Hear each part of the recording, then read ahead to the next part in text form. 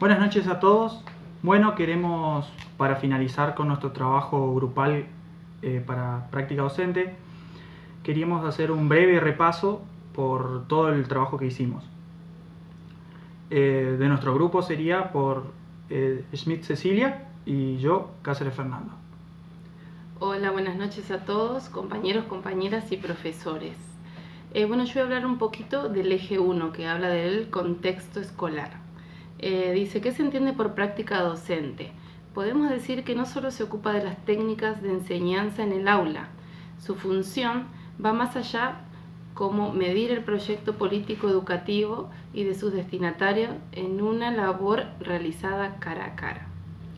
Enseñar en contextos complejos implica que los educadores busquen comprender la complejidad de lo que ocurre en la escuela para así poder crear herramientas en las escuelas y así mejorar la enseñanza y el aprendizaje. Cuando habla en la 2 dice qué protagonismo tiene el docente en la diversidad cultural y qué propuestas se plantea. La diversidad cultural del docente entre la escuela y la familia es que se enfrenta a diversos factores como la discriminación, las diferencias de clases sociales, etc. Y después en la pregunta 3 dice cuáles son las dimensiones que plantea Graciela Frigerio, y dice que las dimensiones son sociales, personales, interculturales, institucionales, didácticas y valoral. Ahora mi compañero va a seguir un poquito haciendo un mini resumen del eje 2.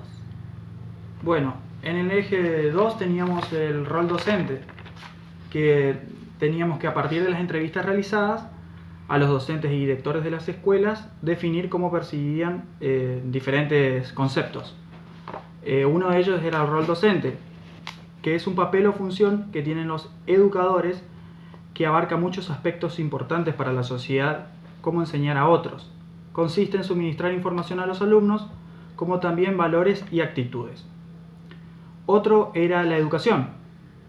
Esta es la encargada de promover la adquisición de conocimientos, hábitos y valores, dictándose comúnmente en 3 etapas: educación escolar, primaria y secundaria, para pasarlo por último a la universidad o al instituto. La escuela.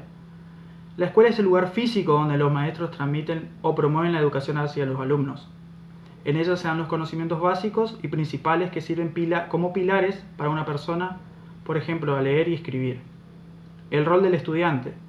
Ese rol que tiene el estudiante básicamente es aprender, transmitir y aplicar los métodos y conocimientos adquiridos. Deben ser capaces de interpretar lo que el docente dice para llevarlo a cabo.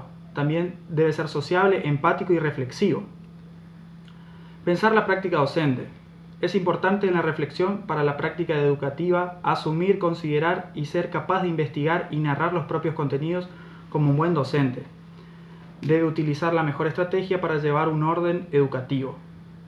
Y la comunidad educativa, esta se refiere al conjunto de personas que integran o fueron parte de una institución, ya sean docentes, directores, exalumnos, etc.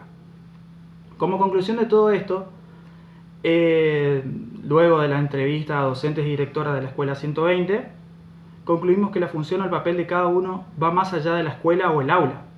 Es una tarea compleja de enseñanza, capacitación, administración y liderazgo, mucho más acentuado hoy en día por el contexto del COVID-19. La virtualidad y el regreso a las aulas fue un gran desafío para todos ellos, ya que nos contaban cómo lidiaban día a día con estos nuevos problemas. Por eso, luego de estos largos 9 meses de pandemia, debemos destacar aún más la labor del docente y su gran esfuerzo por cumplir su deber. En el eje número 3 tenemos las biografías escolares, decálogos y diarios de práctica.